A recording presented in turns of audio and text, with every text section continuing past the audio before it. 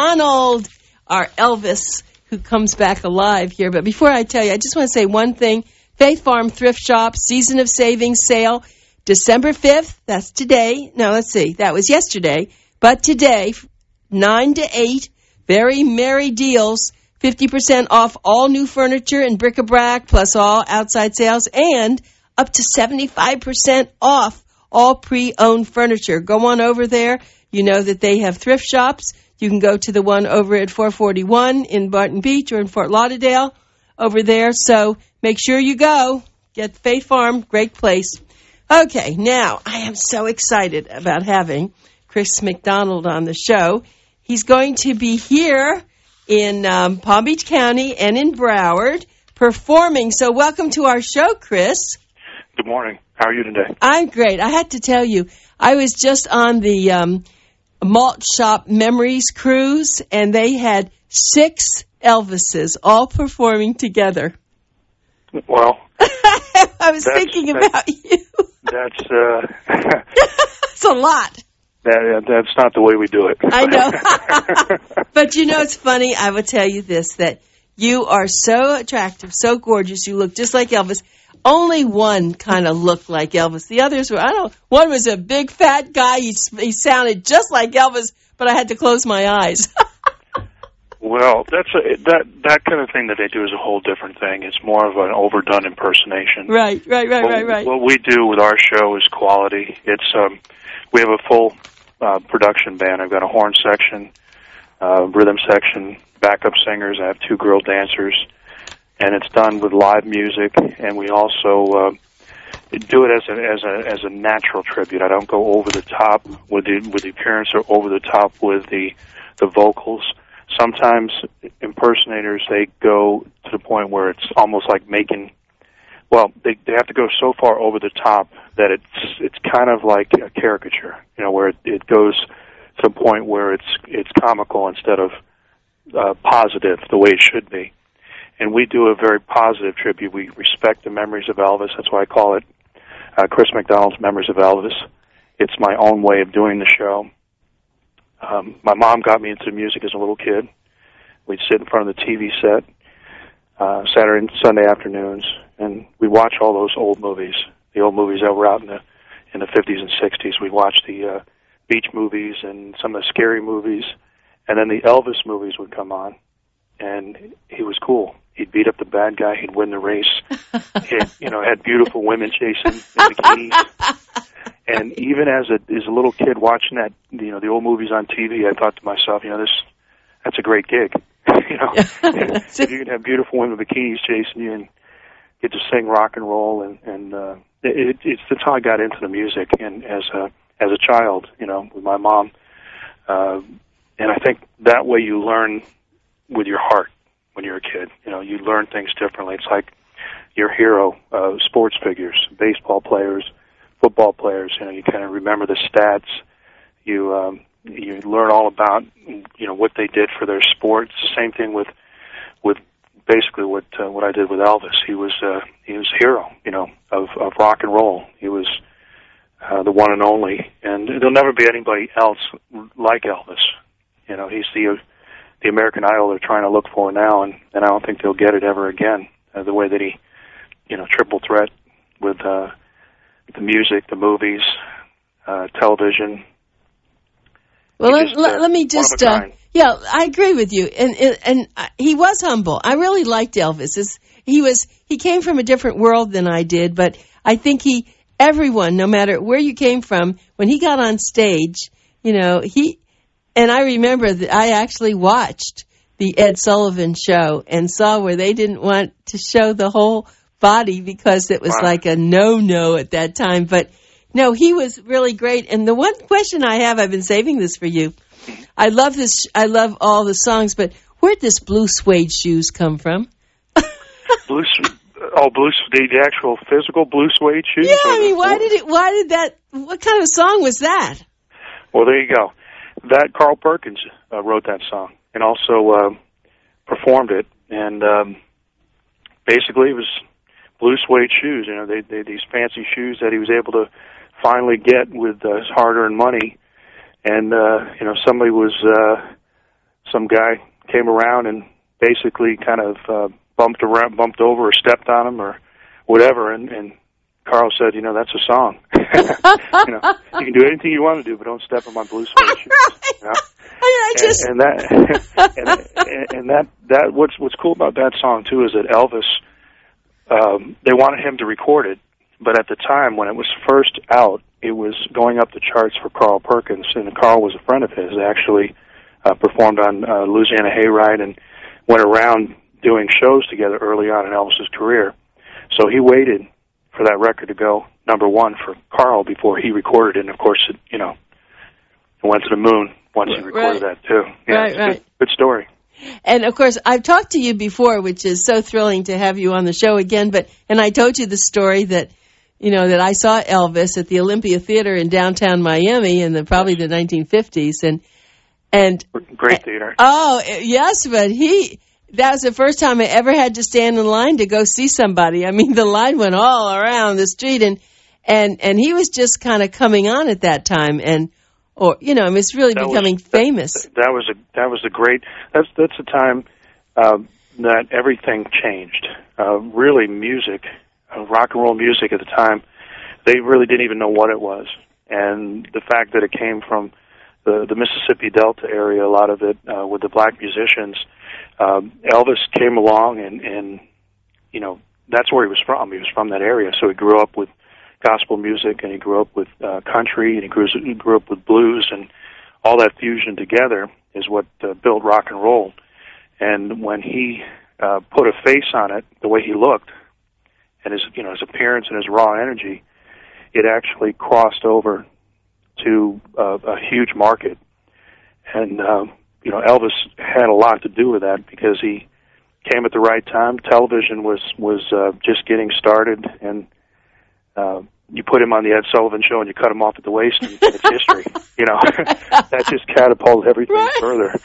And once the teenagers and everybody got into that, it just snowballed, and the way it is even now, the way the internet is now with the way people come out of nowhere. That's basically what occurred with television back then, early television and music, and music. It brought people together. It crossed over cultural barriers, and it was a very magic time. That whole time in the 50s, and I actually with the show, I've become a historian of the music.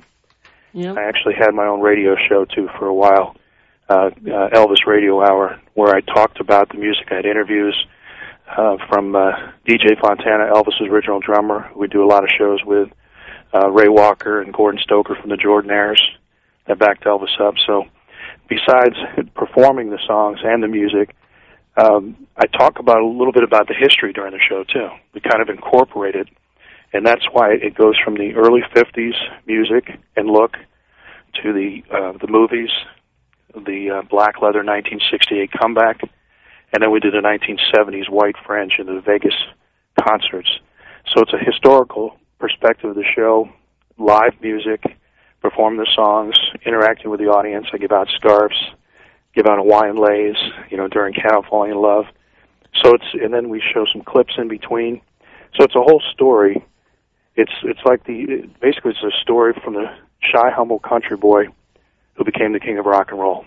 And that was Elvis's life, and that's what we try to show.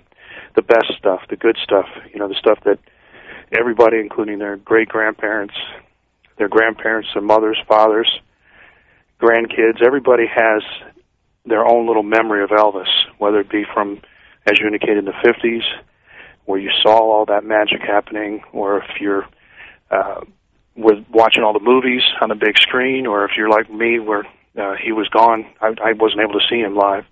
I actually got into the music through the movies later on television reruns. And then, of course, videos came in after that. And he's still everywhere. He's in the commercials that you see on TV. He was just in a Heineken commercial, the music, Bossa Nova Baby. And he's in the cartoons for kids. He was in Lilo and Stitch with all that Elvis music. It's amazing that it just keeps going and going and going. And the reason why is, there's only one Elvis, and he kind of touched all kinds of different genres of music, different people's times of their lives. You know how songs relate to your memories. Sure. I'm sure you have favorite songs, songs that bring you right back to that particular moment. As soon as it happens, it brings you right back in time. I listen, Elvis is something else, but we are very lucky to have you because we do have our own Elvis right here, and you're going to get to see him at the Carl Springs Center for the Arts on January the 10th, the Kravis Center January the 24th. And before I forget, because it's the 80th, January 8th would have been Elvis Presley's 80th birthday. I can't even imagine him. I'll tell you, even at 80, he probably looked great.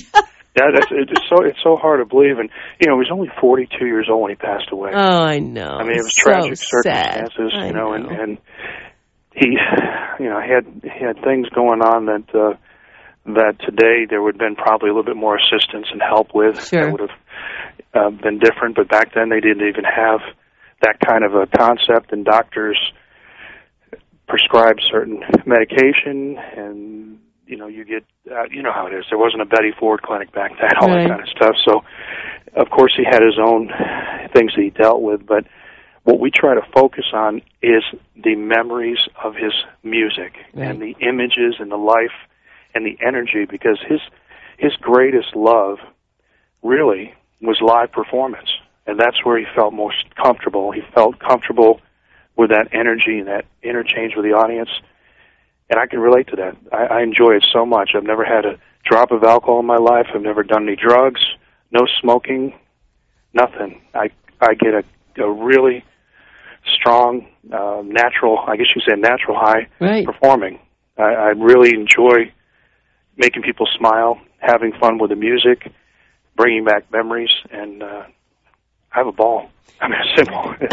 Well, what I want to do is make sure everybody calls to get these tickets, but I'm going to give just get your pencils out. I'd like you to call, get the tickets. You'll never forget your evening, ever, ever, ever. So what you want to do is if you want to go January the 10th at 8 o'clock over the Carl Springs Center of the Arts, you would call 954-344-5990. And I'm going to repeat that, 954-344-5990. Now, if you want to go over to the Kravis Center, that's January the 24th, 7:30, and that's at the Marshall Rinker Senior Playhouse. It's right there in the Kravis Center area.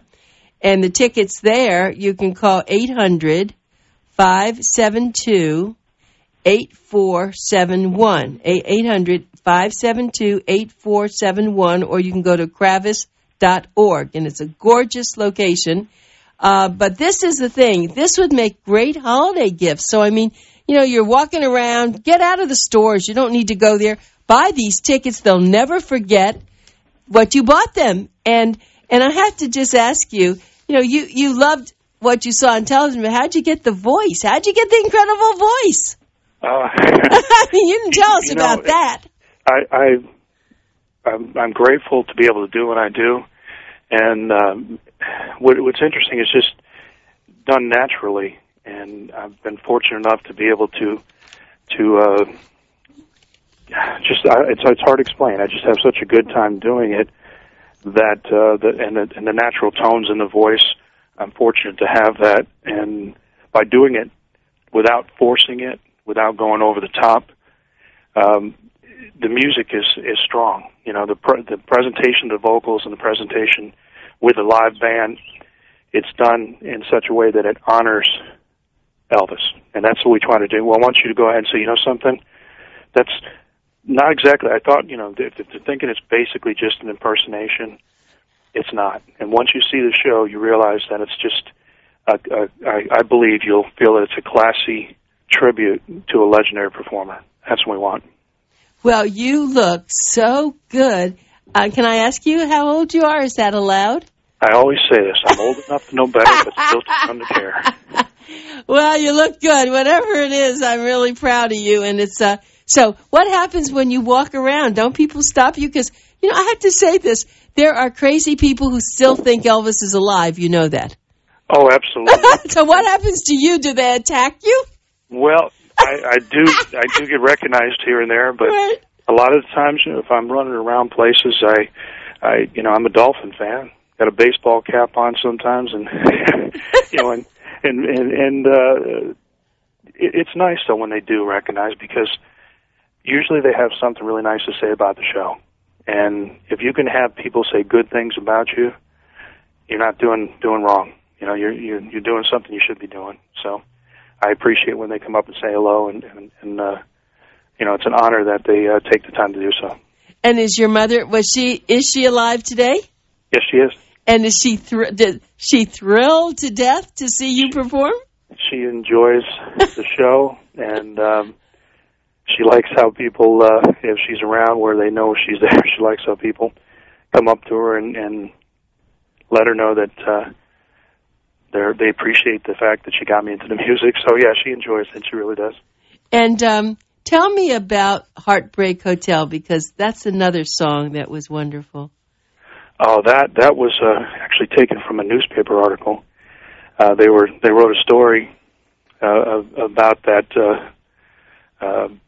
the fact of going to a hotel and having bad times in your life. And I believe there was actually originally there might have been in the story about a gentleman that ended it, that kind of thing. Mm-hmm. So, which was kind of sad. But the actual story, they called it in the story, they called it Heartbreak Hotel.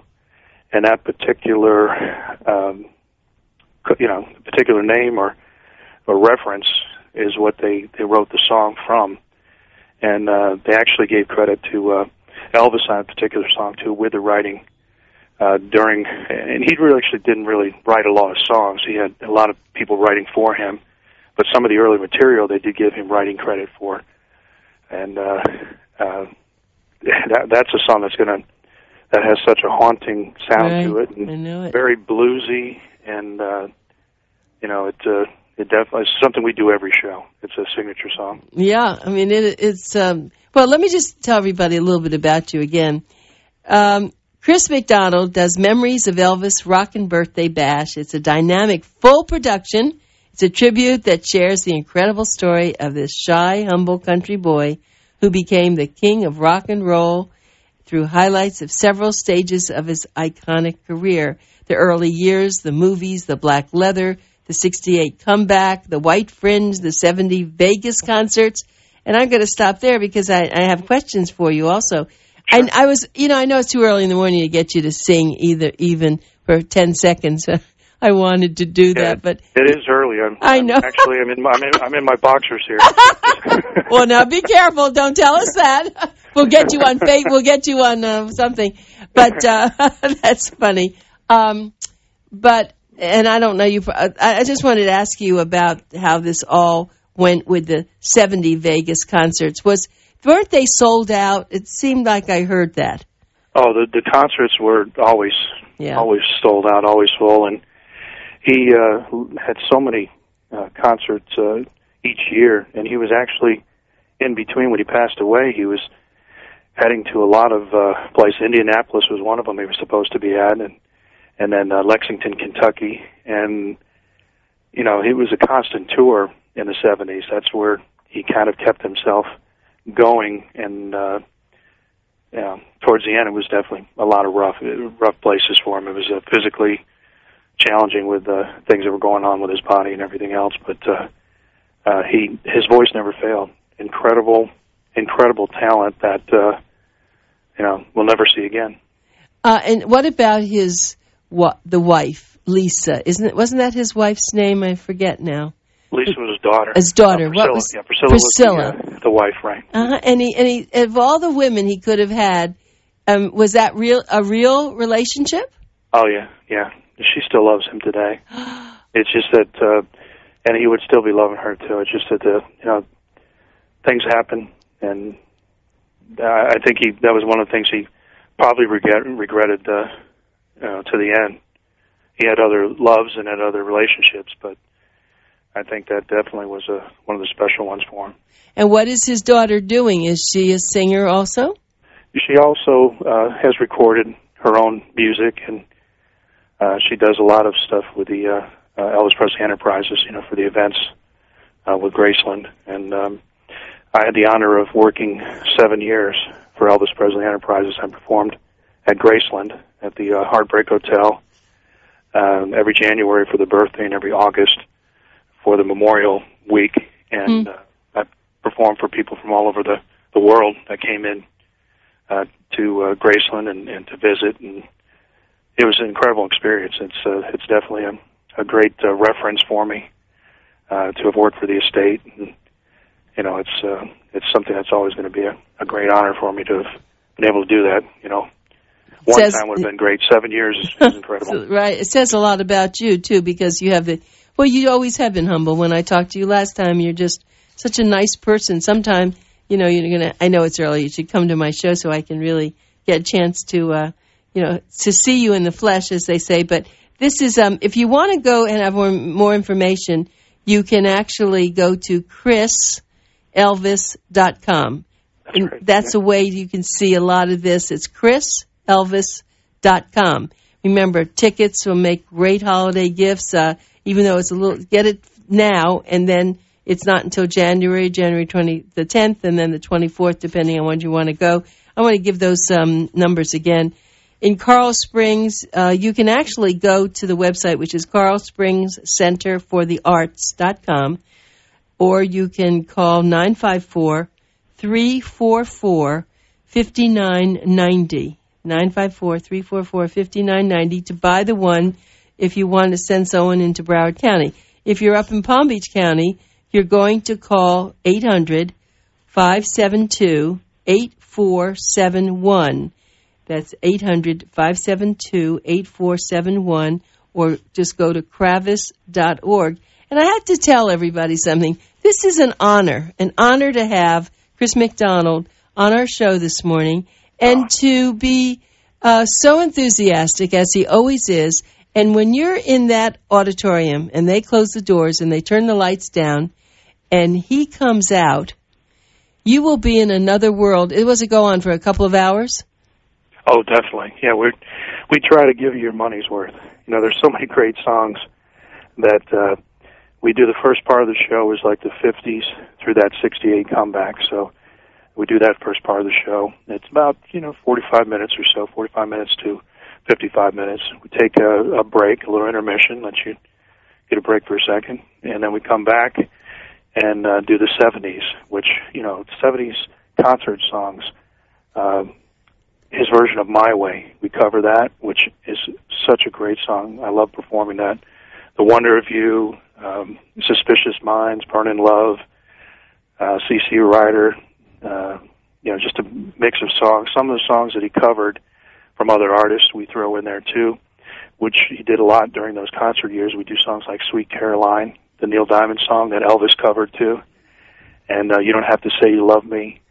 Of course, songs like, In the Ghetto and Kentucky Rain, and, a lot of the 70s music kind of spans all kinds of genres, because he truly loved all kinds of music, so that's what we did during those concerts.